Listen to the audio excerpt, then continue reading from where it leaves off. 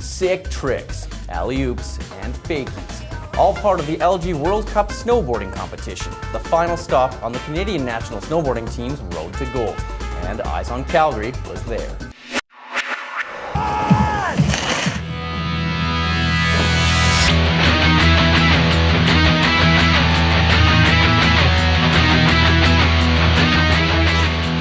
My name is Guy Natat-Fenette. I'm the Manager of Communications for the Canadian Snowboard Team, and we're here in Calgary, Alberta for the LG Snowboard FIS World Cup, which is one of the 8 events of halfpipe this year.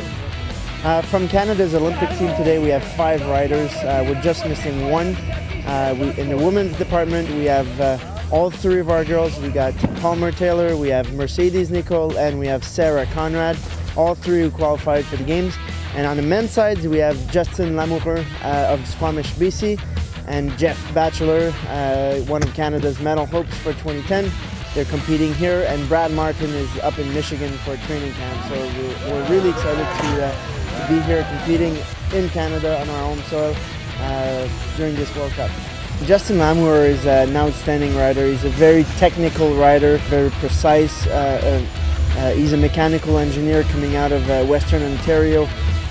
So his engineering background brings the science into the sport, which is something special because he can take the sport and elevate it into a scientific way. So we're really happy for him. He's doing really well. He's competing in the finals right here in Calgary.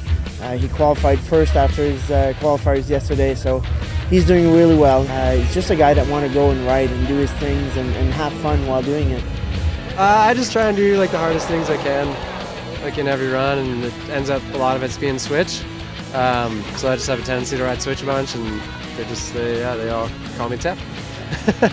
After 2006, I thought that might have been my last Olympics, but then I had such a good time and thought my riding I was able to keep going, and then basically like a week after 06, I told everybody involved I was going to try for 2010 and got it.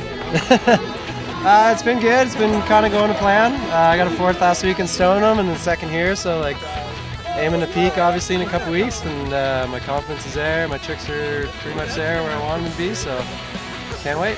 Everybody's excited. They're pumped. They're ready. We've been preparing these athletes and the team for the games.